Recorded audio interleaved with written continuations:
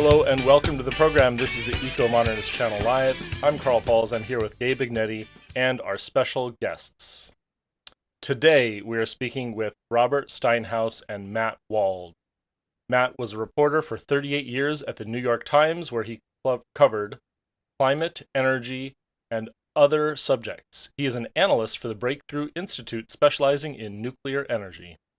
Robert Steinhaus is a retired staff member with the Lawrence Livermore National Laboratory. He was involved in engineering for the atmospheric nuclear tests performed at the Nevada test site. Welcome to the program. Thank you. Thank you. By the way, worked at the New York Times for 38 years. That's important. So we've had the United States striking 3 nuclear sites in Iran with bunker-busting bombs. The context of time we find ourselves in is, of course, Iran's nuclear program. Before the bombings, we had confirmations that Iran had reached 60% uranium enrichment. How do we respond to Iranian claims that that program is purely civilian and a pursuit of nuclear energy? Carl, I've spent a long time writing about civilian nuclear energy and various nuclear technologies. You don't need 60% enrichment for the civilian stuff. There was minor use of high enriched uranium to make one medical isotope, but we've switched out of that to use lower enrichments for non-proliferation reasons. We also had some research reactors around the United States that used high enriched uranium, and we've switched those to low enriched uranium also, specifically because you don't want the stuff to be diverted into military use. There just isn't a military use for this stuff. There's a political use for the stuff. You can bluff, bluster, gain influence, gain prestige, etc. And I think that's what's really been happening. Yeah, I would also like to mention that up until 2018, Iran had been quite circumspect and had observed IAEA demands, or they certainly engaged in activity that stayed below, the required enrichment levels of the JCPOA.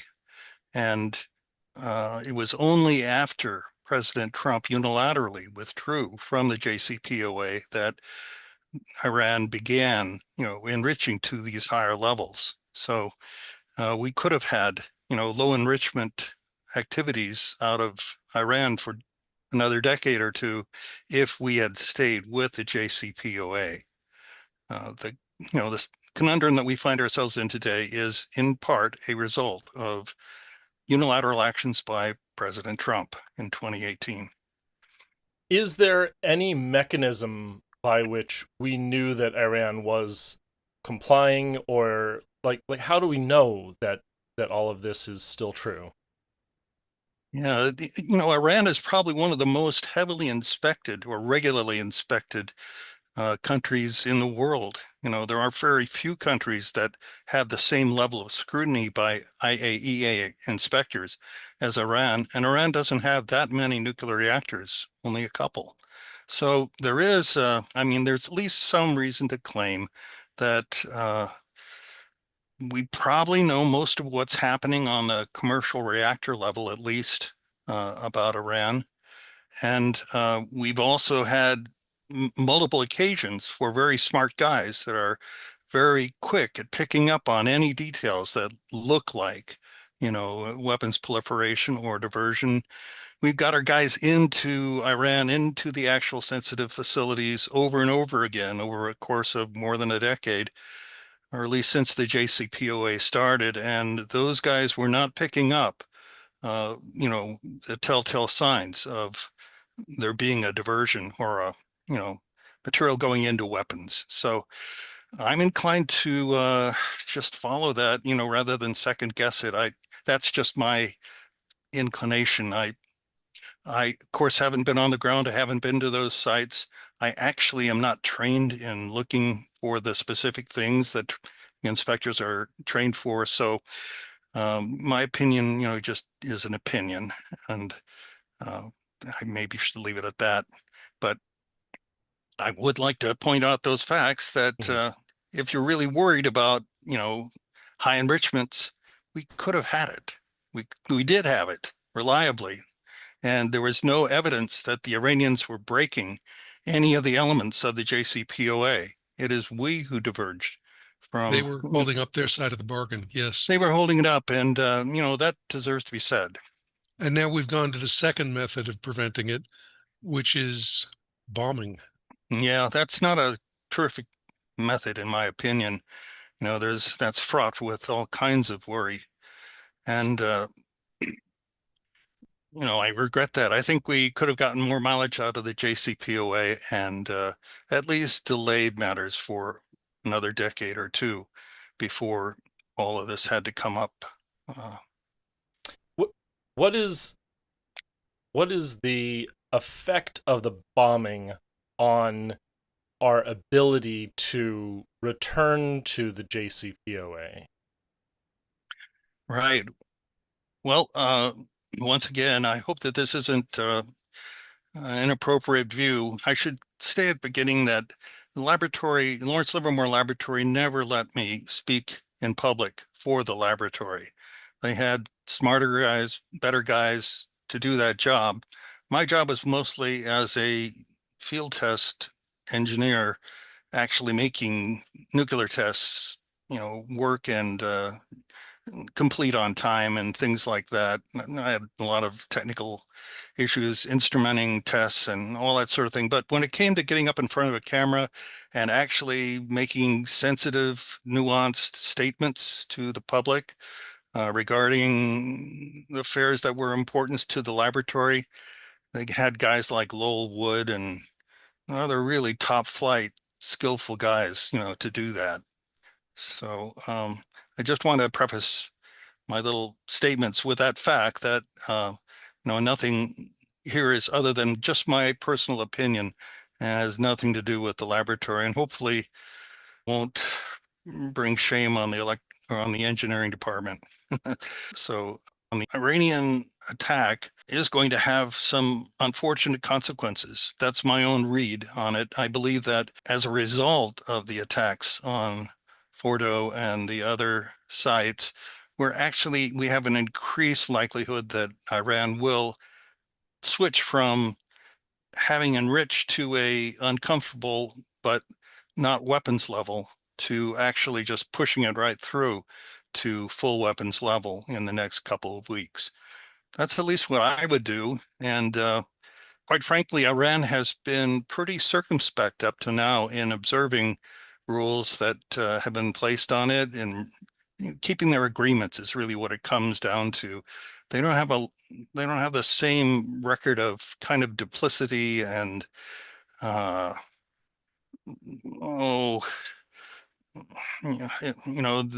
really do seem to follow through on what they say they're going to do. So I would like to point that out, and it's my hope that the situation stays stable, and it is most stable probably for the region if Iran doesn't get a weapon. If Iran gets a weapon, then Saudi Arabia and several of the other, very wealthy Arab nations will probably also go for a weapon at some point. So we can stop a lot of proliferation and destabilization in the region if we are somehow successful at convincing Iran not to take the final steps, which they've been reluctant to do, anyway. There was in early 2000s, I think 2003, there was a fatwa, which is a kind of religious decree by the supreme leader that all weapons of mass destruction were essentially off the table. It was not in consonance with the teachings of the Quran and Sharia law. So I'm inclined to believe that they really believe that, whereas our politicians are motivated by other motivations, not typically by Sharia law or by fatwas. In Iran, I think they really are sincere, at least to a level. I mean, it's not to say they can't be nudged out of it, but I think there is some sincerity in their position of not wanting to go to weapons of mass destruction if it possibly can be avoided. So, Robert, I think maybe I'm it naive, would, maybe people will criticize me, but that is my suspicion, at least, that instead of just being drunk on power, and seeing the military solution as the first choice in all cases, and being well, anyway, I think that Iran is actually trying to hold back, and Robert, I think it would be wrong I to guess say we'll that see there's if I'm no right. American equivalent to a fatwa. It may depend in part on who's in charge. Both Iran and the United States are led by elderly men who won't be around forever. The Iranian situation is complicated because there's been terrific damage, terrific number of people killed, not so much by the American bombing, but by the associated Israeli bombing.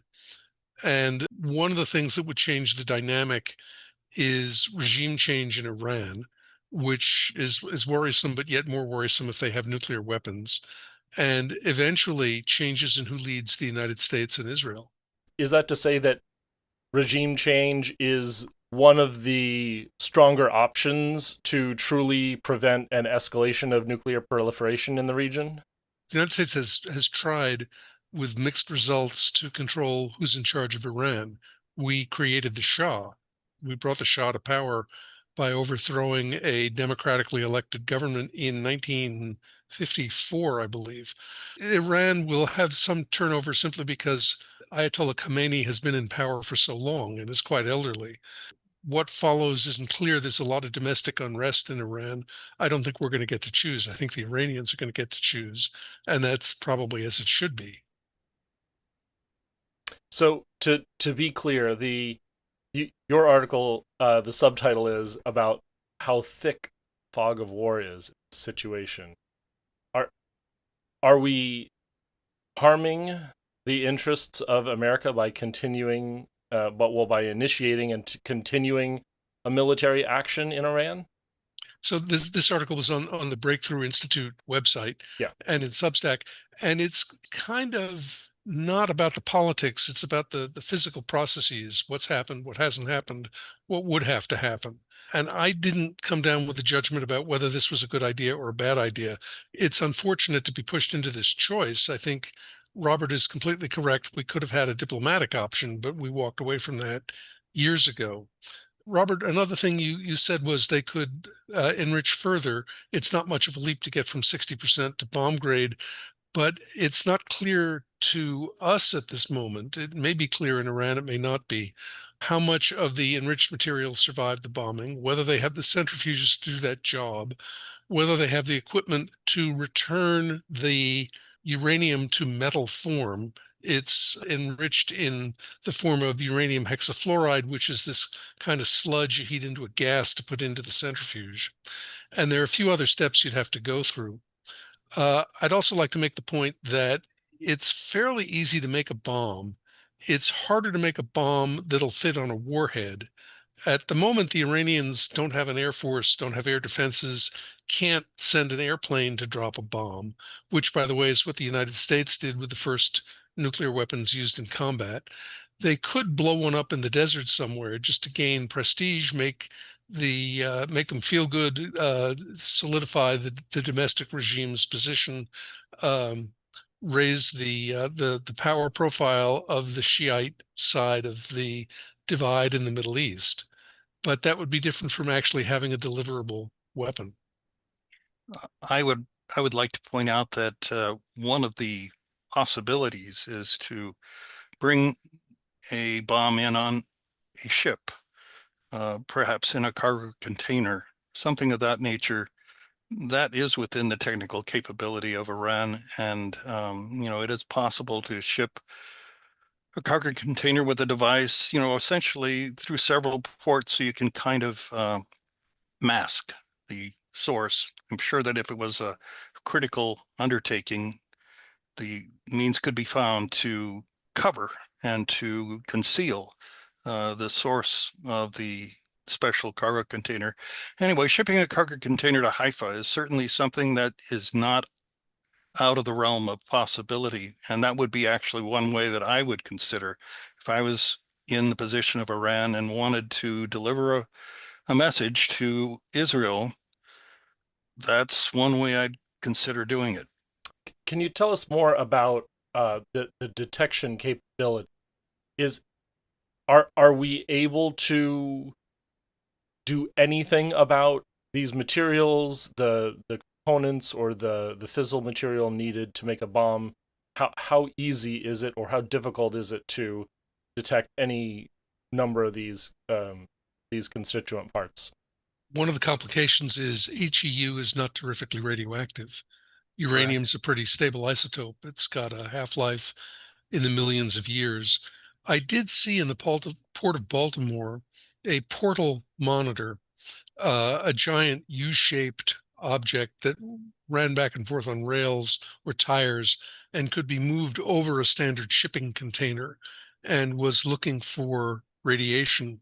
You end up detecting things like radiation from Italian floor tile or other things that are not actually threats. It has a false positive rate, and the volume of shipments is so large it gets complicated.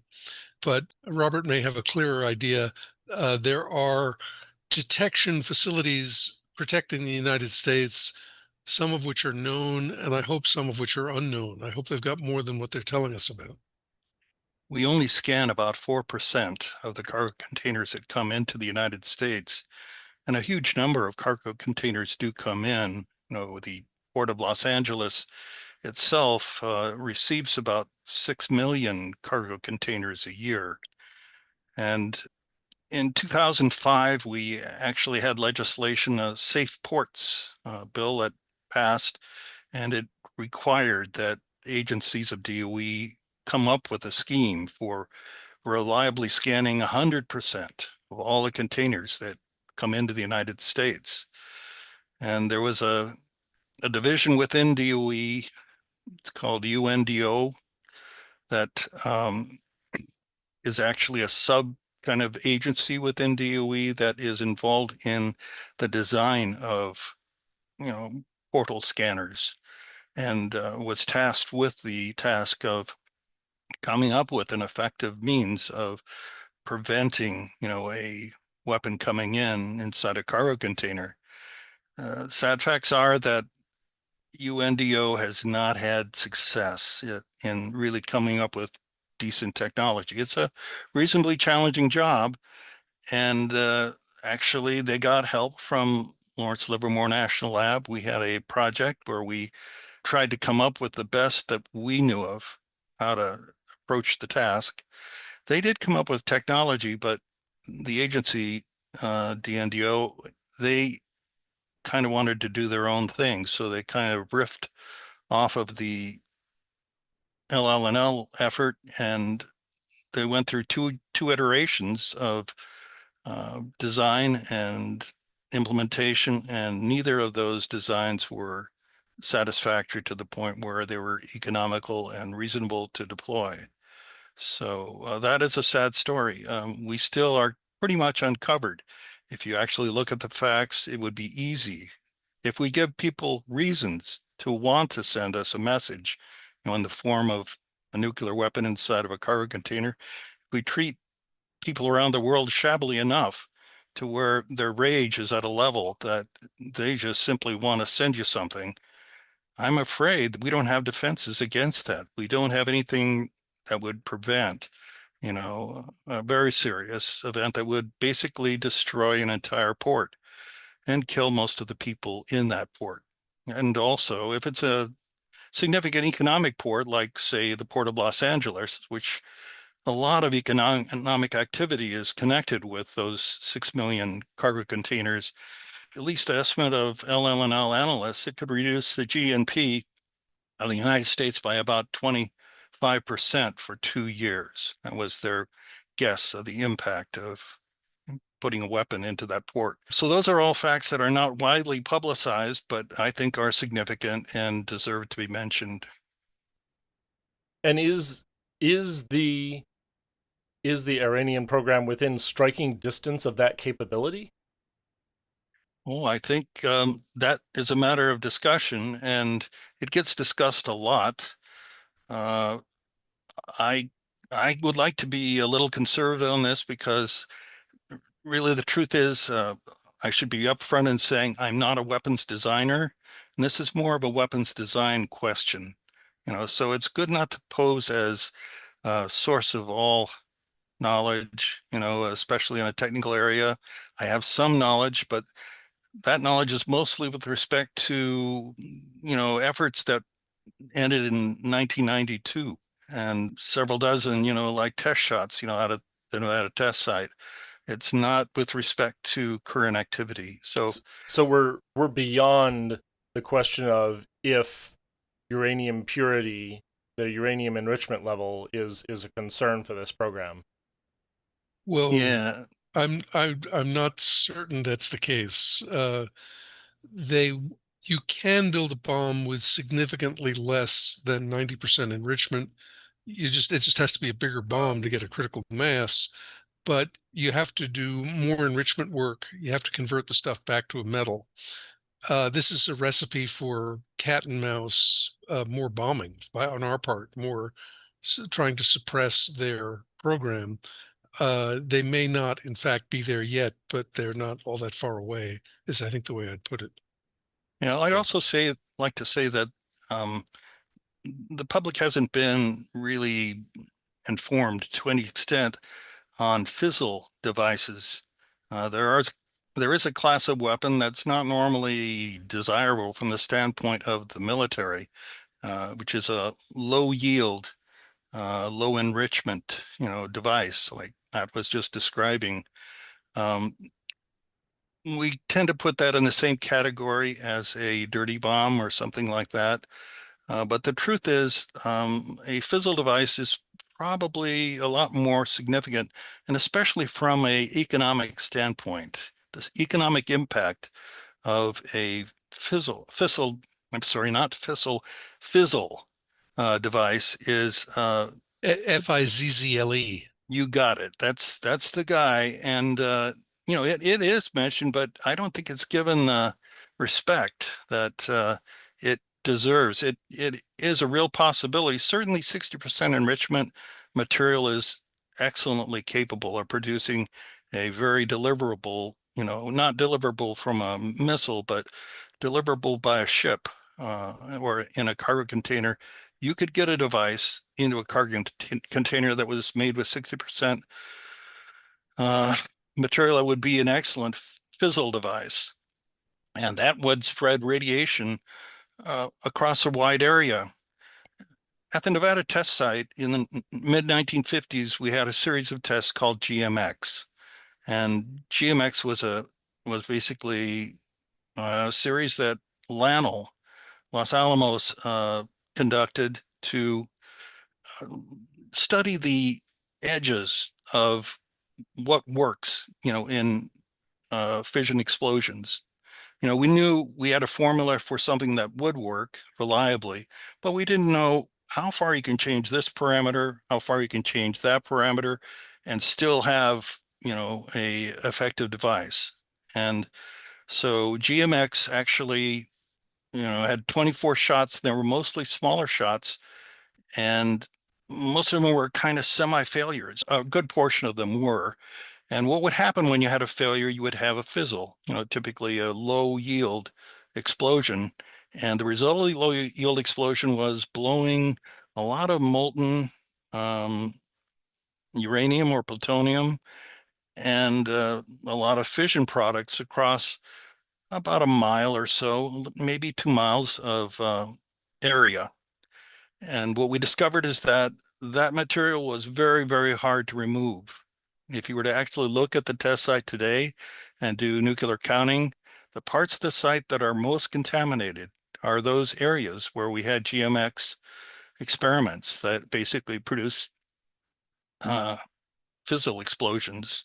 It's not the big, atmospheric tests that made enormous, clouds and things of that nature that still have high radiation levels, in the areas of the towers. It's actually these small fizzle devices that were intended to allow us to study, the limits of fission. And those are the ones that are still present, in terms of high levels of contamination that you have to be careful around and avoid. Can we compare this to a dirty bomb? Something that Jim Conca has said is that the achievable version of a dirty bomb in previous decades under a proper IAEA inspections regime is not really an enormous concern to the public. But this sounds like it is a step up from that. This is not only spreading uranium and cesium around a port, this is a sizable explosive device that creates fission products. Right, it definitely does. And I think you've characterized it right. It is a step up from a dirty bomb, definitely, and it's much more difficult to clean up. If we were able to clean up the test site easily and cost effectively, we would have done it, decades ago. But the test site is still pretty heavily contaminated in those areas. The fission products that are produced are fresh fission products instead of being something that's aged for a while that somebody building a dirty bomb, got his hands on. So those fission products are very highly radioactive. And so for a period of some weeks, at least, LNL, Lawrence Livermore analysts, kind of see it being possibly a couple years, maybe 2 years or so, that if you blew it up in a key place, like say, well, major marine port is the classic one, but if you chose a stock exchange or a seat of government or something like that, if you deployed one of those devices there, it would have far more impact than the explosive yield of the device, which would be pretty modest. We're talking tons of TNT yield instead of kilotons or megatons. We're actually fairly poorly set up for this too, because we don't have rational standards about how clean is clean. As Robert can tell us, you can detect radiation in excruciatingly small quantities. You could clean up a public place to the extent that the dose that people would receive would be tiny, but it would still be an uncomfortable feeling that might make the place unusable because, oh my God, there's still radiation there. The idea of a ship bomb or a truck bomb has been around for a long time.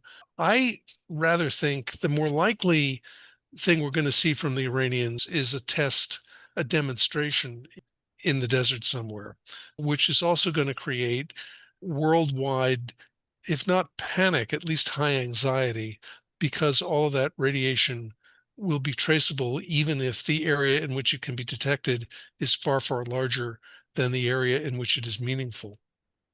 Robert, tell us a little bit more about what we'll be able to detect from that kind of a demonstration. We had an enormous amount of protests in the 60s and 70s about nuclear fallout and nuclear weapons. Are we sort of going to return to that environmental regime? And the French doing the last atmospheric tests in Polynesia and the last Chinese test in Lop Nor, wherever it was. Well, certainly we have pretty advanced techniques for detecting nuclear tests. There are people at the Lawrence Livermore Laboratory that specialize in that and have set up field stations essentially to look at seismic disturbances and potential nuclear tests, and they can sort out what is seismic and what is probably, to a high degree of probability, a nuclear test. So I'm very sure that we would know if Iran actually did try a test, and I would expect Iran to try an underground test. The supreme leader, the Ayatollah, I think he would be inclined not to want to mess up his own territory with a atmospheric test. I mean, you can get the same information from an underground test or probably a tunnel shot. They already have some tunnels up in the mountains in Iran, and you could just choose one of them and make a horizontal tunnel shot like we used to at the Nevada test site. We had 80 tunnel shots, and There you can put military equipment and other things inside and look at the impact of explosion on anticipated battlefield conditions. And I think that that would still be impressive. You know, if you want to, you can invite leaders of countries in the area to come and view your test. It would all be pretty high anxiety because I think President Trump would be inclined to just send in another bombing run if word of this came out. So I'm not sure how you do it without inviting the wrath of the Orange Man, but that would be something for higher ups to arrange. Certainly, technically, it could be done. And I really actually mostly spent my time in underground testing. The only connection I have to atmospheric testing is a little bit on the Marshall Islands and a little bit looking at the environmental impacts of the 1950s atmospheric tests at Nevada test site. So, you know, maybe I have a bias for underground testing. It really does encapsulate all of the radiation rather effectively. And you can get all the information you need about the effectiveness of your weapon up to a limiting size, which is pretty large, you know, but if you had an enormous device, then an atmospheric test is probably what you would choose. But for reasonable tactical kinds of weapons, underground testing is more than Yeah, sufficient. but if you set one off on a tower in the desert, the visuals are better. Well, true. You have to gauge what your objective is. Well, I, this is the regime Mhm. that sent unarmed teenagers walking through Iraqi minefields to protect their limited stock of tanks. This regime has done all kinds of brutal stuff. I don't think they're going to hesitate too long about dirtying up a patch of desert if they think it'll help them achieve their goals. It's Well, also the way that the Indians announced themselves when they exploded Peaceful Buddha, yeah, Smiling Buddha. It's the Smiling name of Buddha, their series. uh, a somewhat macabre name for a nuclear shot. True. Uh, it's hard to predict what the Iranians will do, but it sure wouldn't surprise me that we see this explosion in the desert and a couple of days later it's all over Western Europe, and a week after that we sense it at every sophisticated installation here in the United States, and people are running around tearing their hair out. I will not be tearing my hair out, partly because I don't have much hair, but also because, again, this stuff is easier to detect in small quantities that don't add meaningfully to radiation dose, but it sure will have a political effect. Certainly, no one knows at this point. Yeah, And I kind of hope it doesn't go that direction. I would prefer to see it as being someone who was part of field test. I would prefer an underground experiment which can give the Iranians all the technical information they need, whether their weapon is viable, whether the design works or not. I'd prefer we take their word for it that they can do it and negotiate something different. Yeah, let's stop there. No, that would be great. I'd also like to slip in just a quick little mention that we have a sort of hubris that everyone approach nuclear weapons the same way that we and the Russians have done, and that that is the only way to approach a weapon. I'm afraid that that is not an entirely safe kind of assumption, at least with the passage of time. Things change in the field, just like any other technical field.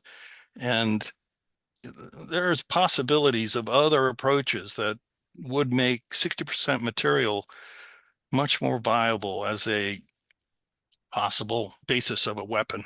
If you basically bootstrap fusion and fission in the right way, you can increase the tolerance of an explosive device and still end up with a reliable device of respectable yield. I was part of test program, and all of our efforts were to provide what DoD was asking for, and that was reliable high yield weapons.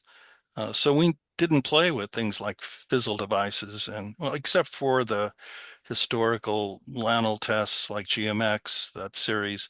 For the most part, you know, we were just trying to satisfy the military and providing what they needed for, you know, what they thought they needed at least.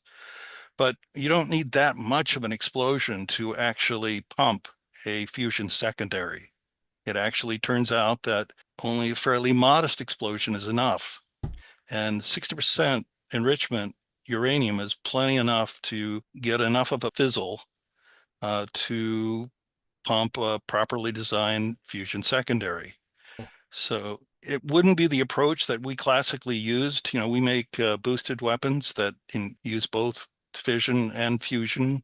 But if you were inclined, and if all you had was 60%, and if there was some reason that you wanted to stop at that level, you could, with a more sophisticated secondary, actually create a fusion boosted device. Very few people talk about, but that's probably very possible. So when it comes to, further developments like this is of course the reason why the US and Israel are targeting Iranian scientists.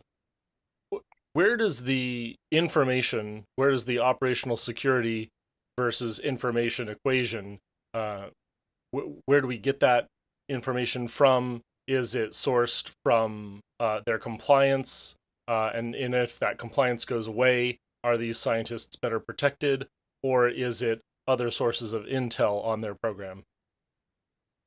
Yeah, boy, those are all terrible developments, in my opinion. I mean, being a American that was associated with test program, even though I was a pretty small player, to tell you the truth, in the overall situation, I was a trusted individual, important in technical aspects of mounting shots, but not a key player and certainly not a designer or anything like that. But the idea that you find and target, a bunch of nuclear scientists, essentially civilians, and you assassinate them to reduce the possibility that, the opposition makes a little bit of progress. That's a hideous thing, in my opinion. And I regret that we've crossed that line now. And I think it's only reasonable to think that in the future, at some point, American scientists or Western scientists start getting targeted by the opposition. And, we see this back and forth. There's just unnecessary slaughter and unnecessary, waste of pretty rare talent. This may be so, but you couldn't stop America from having nuclear weapons by killing nuclear weapons scientists. It's 80 years too late for that. It's the full knowledge, design knowledge to make nuclear weapons is held in relatively few hands in the United States, and that is by intention. There are probably less than 200 individuals throughout the weapons complex that have a full and complete view and full access to all the classified aspects of weapons Yes, design. Robert, but I'd bring you back to your statement about hubris, which I think is very well taken. If Iran can develop an inefficient, dirty, crude nuclear weapon, we can look down our noses at it, but it's still a nuclear weapon. And the ability to do that does not depend on being the latest and the greatest. Yeah, that's true. I think the Iranians are better than we typically credit them for. Their level of development is actually very respectable. They don't have the experience. We had decades of testing, nuclear testing, and initially it wasn't that easy in the United States to actually make devices that worked. Lawrence Livermore had a terrible time the first couple of years after the laboratory was established to get a working weapon, and it was a great embarrassment to directors at the time. Lionel was the only one initially that was able to get devices that worked. So I'm not sure it would be different for the Iranians. Not an entirely trivial matter, especially for implosion style devices to make, really high yield weapons. It's a hard job to do well. Yes. It's not such a hard job to do in a way that will still make the point. Yeah, and I think the fizzle device is actually, kind of the low tech, really entry level kind of device that could have tremendous economic impact and psychological impact. I mean, the idea of having your whole port totally contaminated with radioactive fission products, that would be unnerving to anyone in the United States, in Israel, any place, Robert, I think you've just coined a new classic term, the entry-level nuclear weapon. Oh, terrible. Well, I hope to not be credited with all of, as what has happened today. but that would be a terrible development. If there was already an agreement with Obama, what was that negotiation about, and was it necessary? Talk about returning to the JCPOA. Yes. Right. Yes. Well, I did hear that there was diplomatic work that was done, but my impression was that the negotiators, well, they sort of adopted a tactic where they didn't negotiate in a classical way. It's not sort of a give and take. It's more of a, this is what we want. We want you to agree to it. And they didn't put high-level talent, that's still available in the State Department on the issues. So I just don't believe that the Iranians and the Biden administration really had serious interaction. That's the way it appeared to me, is that it wasn't a level of effort that was at such an energy level to actually come up with a result. So I think it kind of died midstream. Everyone's kind of frustrated, but that's reading more into it than I have firm knowledge to justify. Do we have any final thoughts before we end the program? I am interested in what the implications are for a renaissance of nuclear energy.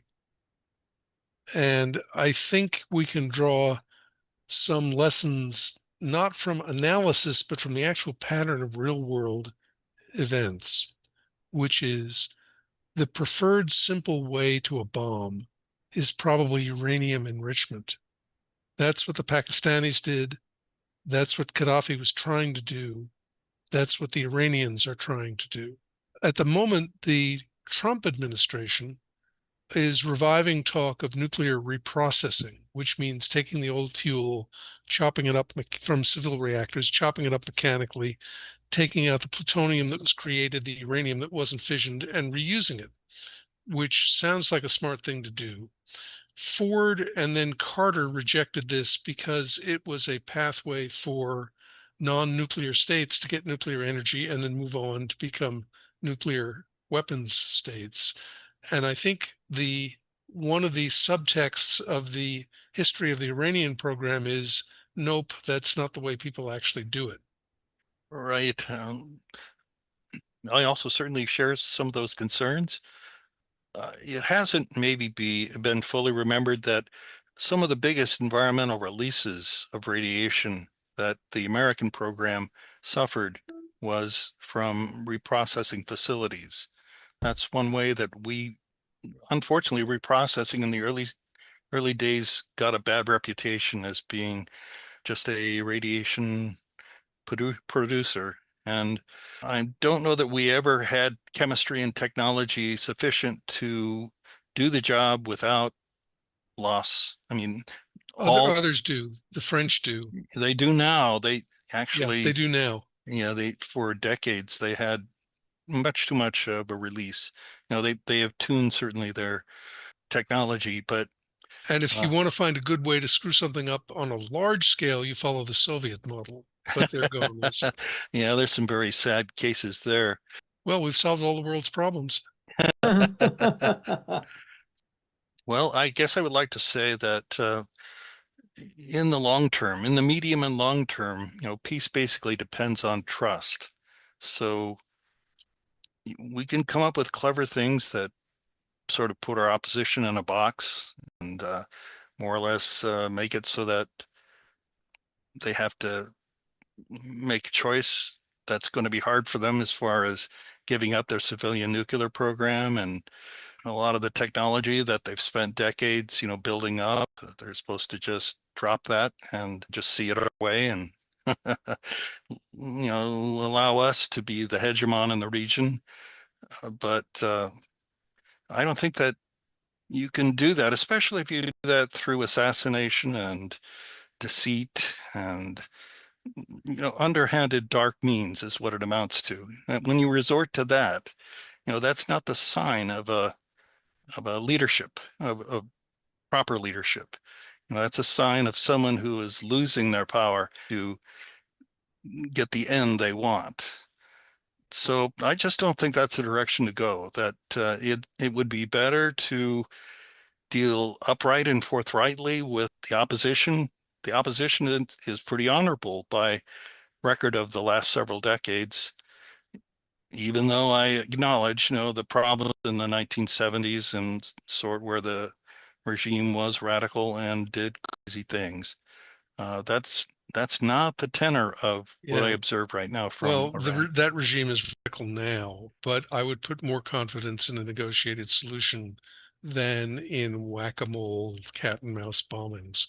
A little bombing run success, blowing up a few centrifuges, in a matter of decades, that's not going to be the thing that wins the day. That's not going to bring peace. That's at least my perception. Lead in such a way that you create an environment of trust and you come through with your promises. You actually do what you say. That's the way to peace. Thank you very much for showing up for us today. That has been the Ecomodernist channel live. You can watch us every Sunday, 10 a.m. Pacific, 1 p.m. Eastern Time, right here on YouTube at Ecomodernist1. That's at Ecomodernist1 or the Ecomodernist channel. You can find us on Facebook at the Ecomodernist Society of North America. And you can find us rebroadcast many places on my personal network. Remember, missions first, peace and justice will follow.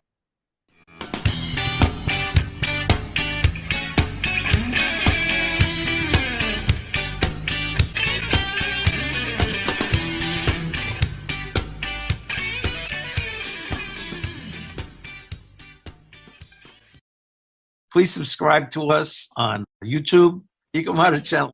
Also to subscribe to us on Twitter and Facebook, Ecomodernist Society of North America. And online at https://esna.earth.